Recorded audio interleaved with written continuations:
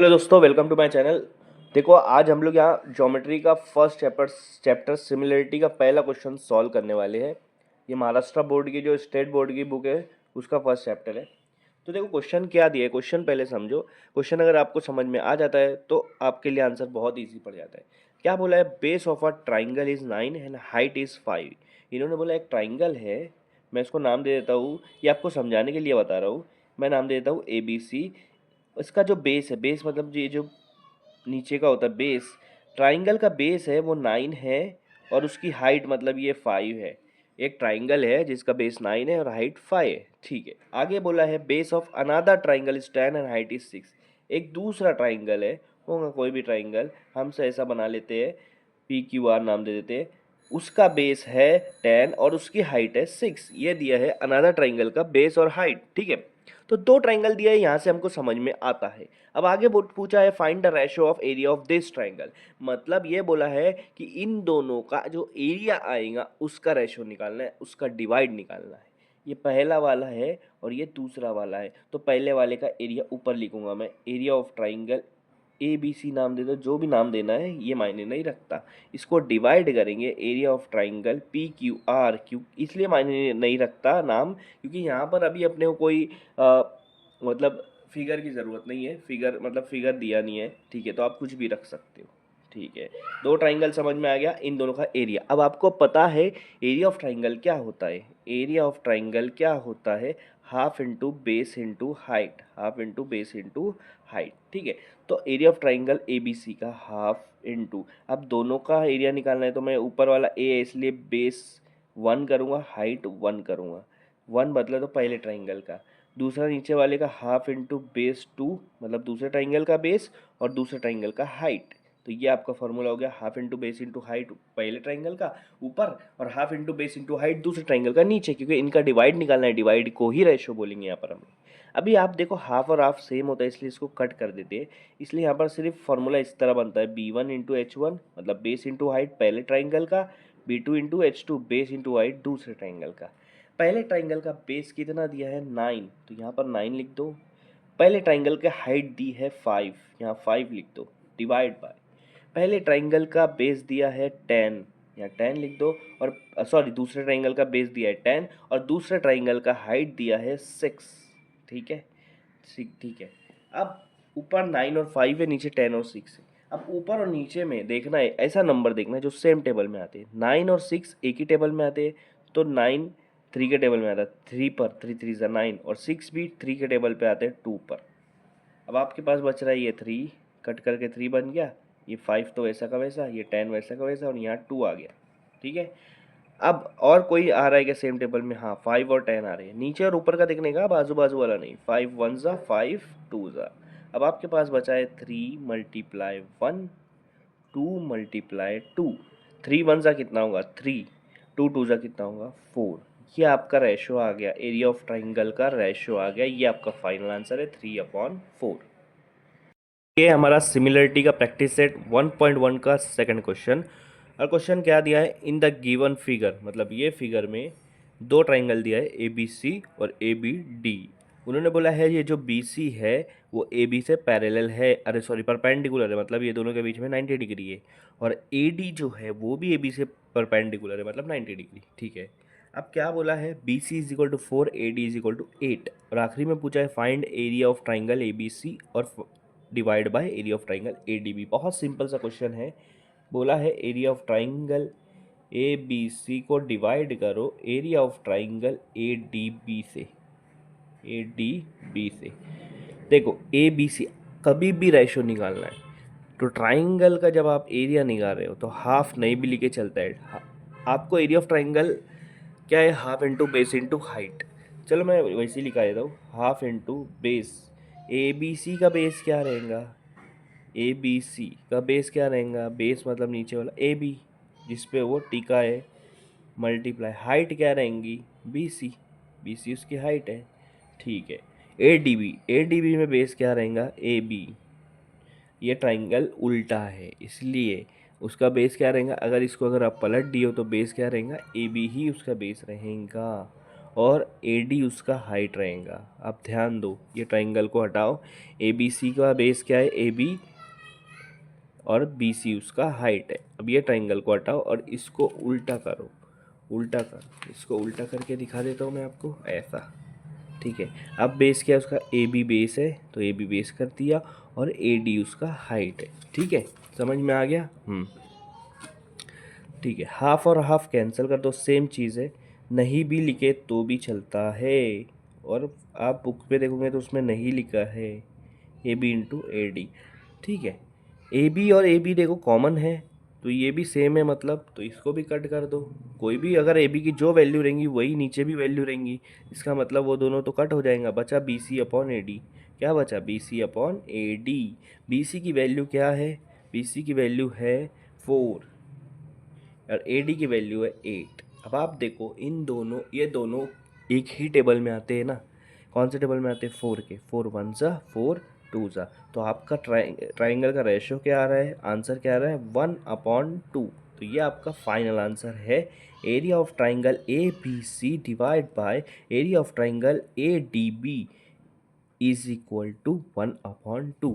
इसका मतलब ये होता है area of A B C का जो भी एरिया होगा, तो area of A D B का एरिया उससे डबल होगा, इसलिए 2 दिया है। हमारा थर्ड क्वेश्चन है प्रैक्टिस सेट 1.1 का, सिमिलरिटीज का थर्ड क्वेश्चन है। और यहाँ पर क्वेश्चन क्या दिया, देख, in adjoining figure segment P S is perpendicular to segment R Q, segment Q T is perpendicular to segment P R. P S ये जो है ये आर क्यू पे परपेंडिकुलर है, मतलब इनके बीच का 90 डिग्री है ये। और क्या बोला है, Q T is perpendicular to P R, ये जो क्यू टी है ये पी आर पे परपेंडिकुलर है, मतलब यहाँ पे भी 90 डिग्री तुम्हारा बनेगा।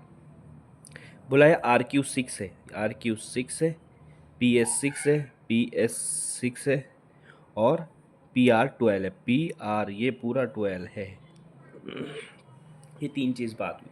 सबसे पहले यहाँ पर क्या करो, हमको क्यू टी निकालना है। क्यू टी किस किस ट्राइंगल में है, पी क्यू आर। तो हम लोग को ट्राइंगल पी क्यू आर का एरिया चाहिए। ट्राइंगल पी क्यू आर का क्या चाहिए, एरिया। एरिया निकालना है ट्राइंगल पी क्यू आर। अब आप देखो पी क्यू आर ये आपका ट्राइंगल बन रहा है, ठीक है। ये देखो इसका बेस क्या होगा, इस ट्राइंगल का बेस बताओ मुझे कोई। Area of triangle P Q R का बेस क्या होगा, ऑब्वियसली इसका बेस होगा आर क्यू। सबसे पहले मैं यहाँ पे फॉर्मूला लिख देता हूँ, half into base into height. ठीक है, ये आपका एरिया ऑफ ट्राइंगल आ रहा है। हाफ बेस, बेस क्या होगा आपका आर क्यू, आर क्यू आपका बेस है, मल्टीप्लाई हाइट, इसका हाइट क्या होगा, पी क्यू आर की हाइट क्या होगी। यहाँ पर हाइट कहीं भी नहीं दिख रही है ना। पी क्यू आर हाइट क्या होती है, मतलब हाइट ये होती है कि सबसे टॉप का जो पोजीशन होता है कोई भी चीज़ का, उस वहाँ और उसके बॉटम पोजीशन के बीच का जो तुम्हारा स्ट्रेट डिस्टेंस होता है उसको हाइट बोलते हैं। सबसे ऊपर वाला पोजीशन और सबसे नीचे वाले पोजीशन का स्ट्रेट डिस्टेंस जो होता है उसको हाइट बोलते हैं। तो पी क्यू आर में देखो आप, सबसे टॉप पोजीशन कौन सा है, पी वाला है, और सबसे बॉटम पोजीशन कौन सा है, आर क्यू है।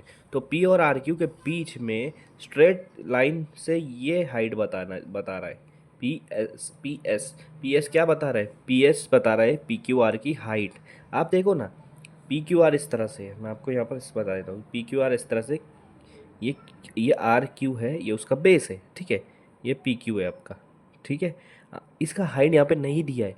टॉप पोजीशन कौन सा है, पी वाला, बॉटम पोजीशन कौन सा है, आर क्यू। तो पी और आर क्यू के बीच का जो स्ट्रेट लाइन है ये उसकी हाइट बताएगा। तो पी एस इसकी क्या है, हाइट है। पी एस क्या है, इसकी हाइट है। Half into base into height, half. अब आर क्यू क्या है, आपकी आर क्यू की वैल्यू क्या दी हुई है, 6 दी हुई है। पी एस की वैल्यू क्या दी है, 6 दी हुई है, ठीक है। हाँ, 2 1 ज़ा 2 3 ज़ा, तो आपके पास बच रहा है 3 मल्टीप्लाई 6, 3 मल्टीप्लाई बाई 6 कितना होता है, 18। मतलब area of triangle P Q R क्या आ रहा है, 18। पी क्यू आर जो ट्राइंगल है उसका एरिया क्या आ रहा है, 18, ठीक है। अब मैं क्या करूँगा, फिर से यही ट्राइंगल लूँगा, यही ट्राइंगल फिर से निकालना है और लिखना है half into base into height.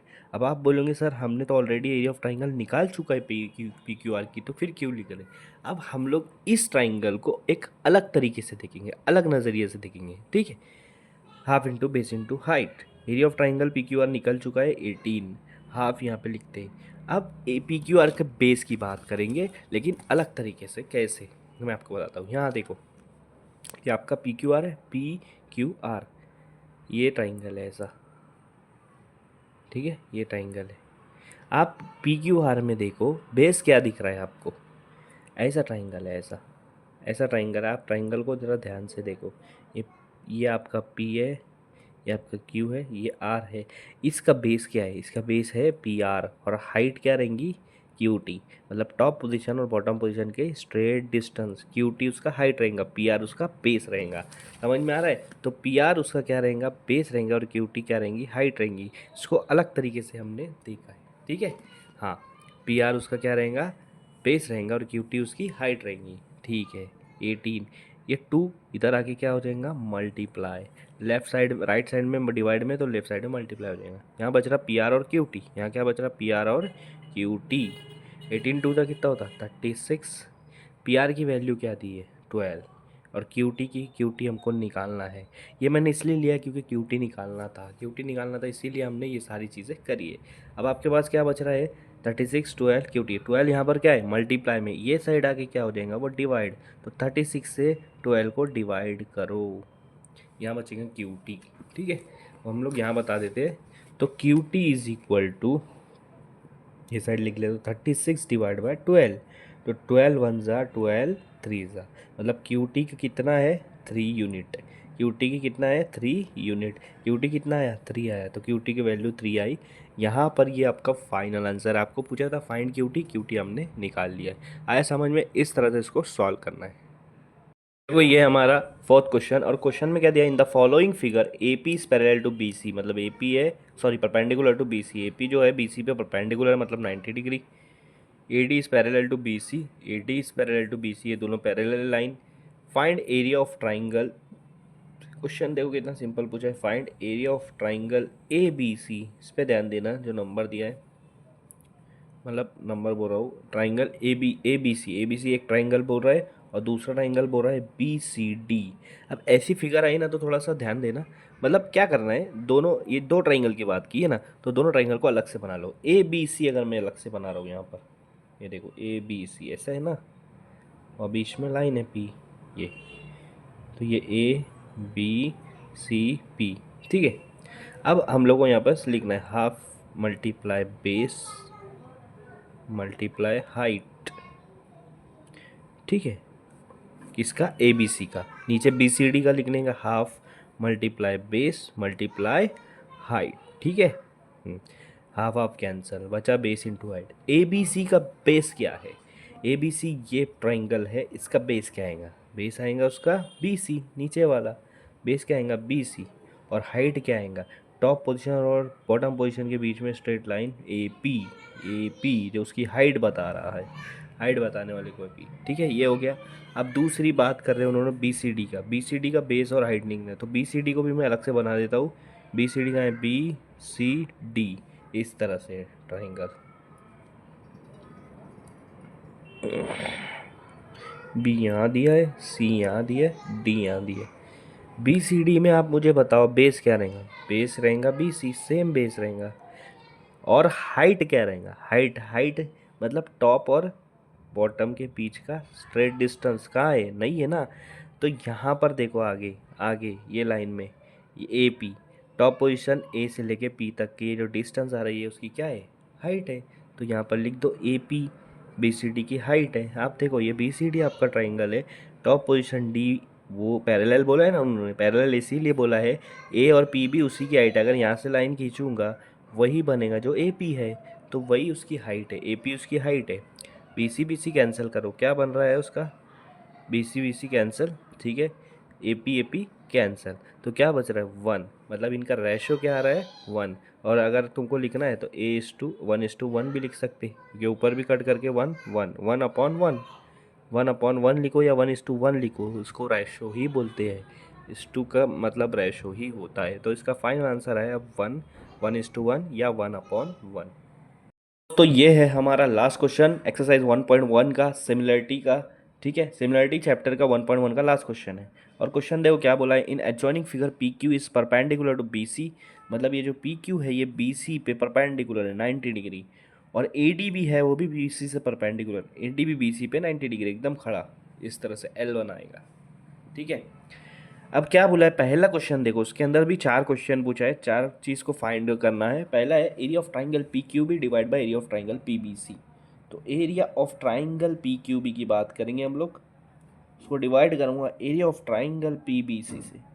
ठीक है, मैं सबसे पहले आपको बता दूँ पी क्यू बी कहाँ पर है, पी क्यू बी ये वाला, इसको मैं यहाँ पर बना के बता रहा हूँ, पी क्यू बी। तो ये आपका पी क्यू बी इस तरह से है, और पी बी सी आपका इस तरह से है। ठीक है, अब मुझे बताओ पी क्यू, अभी पहले इसका फॉर्मूला लिख लेता हूँ, half into base into height, और नीचे भी रहेगा इसका भी half into base into height, दोनों का एरिया निकाल रहे, तो एरिया का फॉर्मूला लिख लो, हाफ और हाफ कैंसिल हो जाएगा, बेस किसका, बेस पी क्यू बी का, पी क्यू बी कहाँ है यहाँ पर, इसका बेस क्या है बी क्यू, बेस क्या है बी क्यू, और हाइट क्या है पी क्यू बी का, हाइट क्या है पी क्यू, हाइट क्या है पी क्यू। ठीक है, ऊपर वाले का हो गया। अब नीचे वाले का बेस, नीचे वाला पी बी सी है, पी बी सी बोले तो ये वाला, इसका बेस क्या है, बेस है आपका बी सी, और हाइट क्या है पी बी सी में, हाइट है पी क्यू, हाइट है पी क्यू। ठीक है, देखो पी क्यू सेम है तो कैंसिल कर दो, तो आपके पास फाइनल आंसर क्या बच रहा है, B Q divide by B C. तो area of triangle P Q B divide by area of triangle P B C, इन दोनों के एरिया का रेशो क्या है, B Q upon B C. First question यहाँ पे सॉल्व होता है। ठीक है, चलो बढ़ते हैं सेकंड क्वेश्चन की तरफ। इसी के क्वेश्चन के अंदर जो सेकंड पूछा है फाइंड करना है, तो क्या है सेकंड में पूछा है A P B C upon A B C, area of triangle P B C और divide by area of triangle A B C. अब आपको पी बी सी बनाना है, पी बी सी यही वाला है हमारा, और ए बी सी ये वाला है। ठीक है, अब मुझे बताओ, यहाँ पर आएगा half into base into height, यहाँ पे आएगा half into base into height, जिसमें हाफ और हाफ कैंसिल हो जाएगा। आप नहीं भी लिखे तो चलता है, लेकिन मैं इसीलिए बार बार लिख रहा हूँ ताकि एरिया ऑफ ट्राइंगल को ना भूलें, नहीं तो बार बार बेस इंटू हाइट ही याद रहेगा आगे, फिर अगर सिर्फ वही लिखोगे। बेस इंटू हाइट किसका, पी बी सी का base into height, P B C ये वाला बेस है उसका बी सी, हाइट है उसका पी क्यू। ठीक है, ये हो गया।